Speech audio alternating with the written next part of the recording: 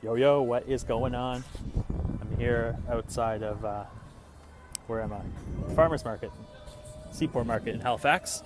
There's good old George's Island. And today I want to talk about how to instantly form a connection with your audience, your reader, if you're writing, it's a video, and it's all about storytelling. So I just got this big ass book from the library. It's called Story by Robert McKee. It's on screenwriting and it's huge. Like if I hit an intruder, it would kill them.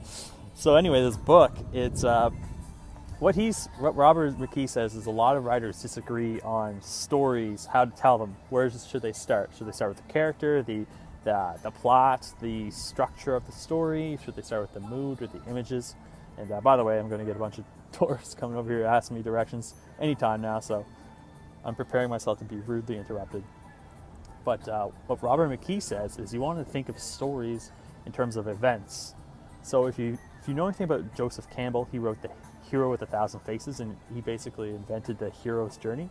Or he didn't invent it, but he discovered it, I guess. So what the hero's journey is he analyzed mythical stories that lasted throughout the ages, like the stories in the Bible and Star Wars and like the Bhagavad Gita or whatever. And what he found was there's a common structure. So just to break it down, common structure is like the setup, the hero, it introduces the hero, the main character. It's very nice out here with this music. It's actually freezing fucking cold, so I'm going to wrap it up. So setup, introduce the character. Usually the character, you want to feel sympathetic for them, or they're in jeopardy, or they're just a funny person or something. It gets you to bond with them. In the second part, they start pursuing a goal, whatever that goal is for them. I'm going to give you an example, by the way, after this. And then they reach the first conflict, and conflict creates tension in the story, and tension is what gets us hooked. So pretty much every major Hollywood movie follows this, by the way, in usually 3 acts, like Act 1, 2, and 3. Like Act 1, guy climbs a tree. Act 2, he's stuck in a tree. Act 3, he gets down from the tree. So after they hit the first conflict, they get off their path. They may have to make a new plan. They meet a mentor maybe, and they give them like a specific guide, a call to action, and then they start going on that one. And then they pass the point of no return, and then from there they're like, fuck, I gotta do now. And like they reach the climax of the story when like all this conflict's happening, and then finally the resolution or the aftermath is like their life. They either like succeeded or failed in the story, and it's like what their new life is like. And there's a reason why like most marketing, like stories sell like crazy, because people go through the emotional experience of buying your product or service. So for example, I could just use my own story, because I kind of tell it a lot. Like, I was living in Ontario because I moved there because I just graduated mechanical engineering, couldn't find a job here in my field, so I had the opportunity to go, and it's like, well, why not? There's probably more jobs there. Ontario has like 10 million people, where Nova Scotia has like 10, and there's 5 of them just right there. And I couldn't get a job there either in my field, so I started to do door-to-door sales, and it was horrible. I hated it, but I wanted to make sales work. And eventually I started reading a shit ton of books. I came across copywriting. It's like, wow, this is so cool. It's so much better. It set me off the new path. Lots of ups and downs since I started doing this. Lots of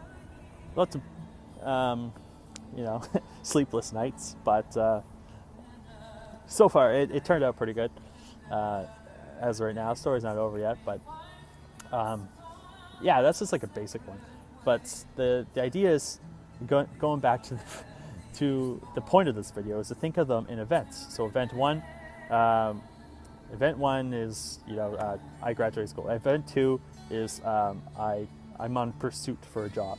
Event 3, the first thing happens, I can't find a job, I have to do door-to-door sales. Event 5 or 4, door-to-door sales sucks, and I've gone too far now. I spent all my savings, and I learned copywriting. So, oh wow, it's like it shows me a path. But by this point, I can't really go back. So, event 5, get to the climax. I end up moving back to stupid Halifax and just doing this. And events aftermath. Now here I am talking about stupid stars. All right. hopefully this helped. And yeah, if you want more stuff, some good storytelling resources are Michael Haig, Chris Vogler. I watched a video last night.